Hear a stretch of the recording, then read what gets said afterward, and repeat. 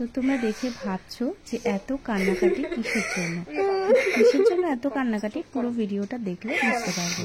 তো hello everyone, আমার আজকে স্টুডেন্টদের কিন্তু ফাইনাল প্র্যাকটিস ক্লাস ছিল।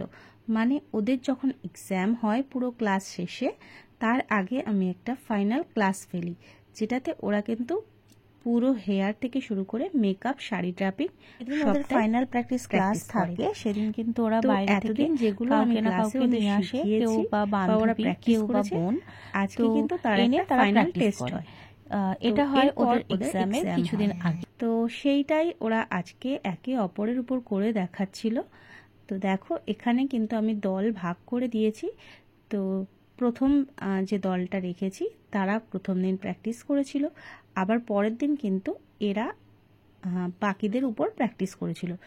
এবার কিন্তু এখানে একটা কথা আছে, যেটা প্রতিবার আমি সব স্টুডেন্টদের মডেলদের নিয়ে আসতে বলি, বা বাড়ি থেকে তারা নিজেদের বোন বা দিদি বা বান্ধবী কাউকে এনে কিন্তু প্র্যাকটিস করে। তো এবার সবাইকে ওরা পেয়ে ওঠেনি, তো নিজেরাই প্র্যাকটিস করেছে। এটা ছিল ওদের আজকের লাস্ট ক্লাস, এরপর ওদের এক্সাম।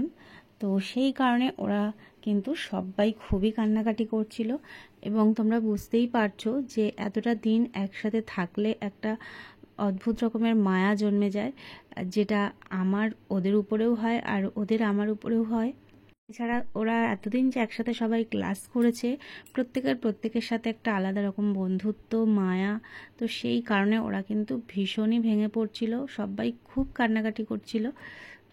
আর সঙ্গীতা কিন্তু সব থেকে ক্লাসে আড্ডা, সবাইকে মাতিয়ে রাখা আনন্দে, এগুলো সঙ্গীতাই করে থাকে। আর আজকেও সেটাই করছিল, কিন্তু লাস্টের দিকে এসে ও কিন্তু একদম কান্নায় ভেঙে পড়ে যে দিদি আমাদের এই ক্লাসটা এবার শেষ হতে চলেছে, আর তোমার সাথে এরমভাবে দেখা হবে না, সবার সাথে এরমভাবে দেখা হবে না ক্লাসে। তো সত্যি এইভাবে দিনগুলো যে কিভাবে কেটে যায় বোঝাই যায় না। আর এখানে দেখো কথা বলতে বলতে এরা সেকেন্ড দল। তো আমি দলটা ভাগ করেছিলাম। ফার্স্টের দিন একজনের উপর প্র্যাকটিস করেছিল, এবার ওরা যাদের উপর প্র্যাকটিস করেছিল নেক্সট দিন কিন্তু আবার বাকিরা এদের উপর প্র্যাকটিস করছে। তো এখানে ওদের প্রত্যেকেরই কাজ মোটামুটি ভালোই হয়েছিল, কারণ ড্রেস জুয়েলারি কিন্তু একটা সেটিংটা ছিল না, যেটা আমরা যখন ড্রেসটা রেন্টে নিই তখন যে সেটিংটা থাকে। তো ওরা তার মধ্যে দিয়ে ওদের কাজটাকে যথেষ্ট ফুটিয়েছিল, সবাই সুন্দর কাজ করেছিল। আর আমি সবসময় বলে থাকি যে কাজকে সুন্দর করতে গেলে অবশ্যই প্রচুর প্র্যাকটিসের প্রয়োজন। যত প্র্যাকটিস করবে হাত কিন্তু তত বেশি সুন্দর হবে। তো যাই হোক, ভিডিওটা কেমন লাগলো অবশ্যই জানিও।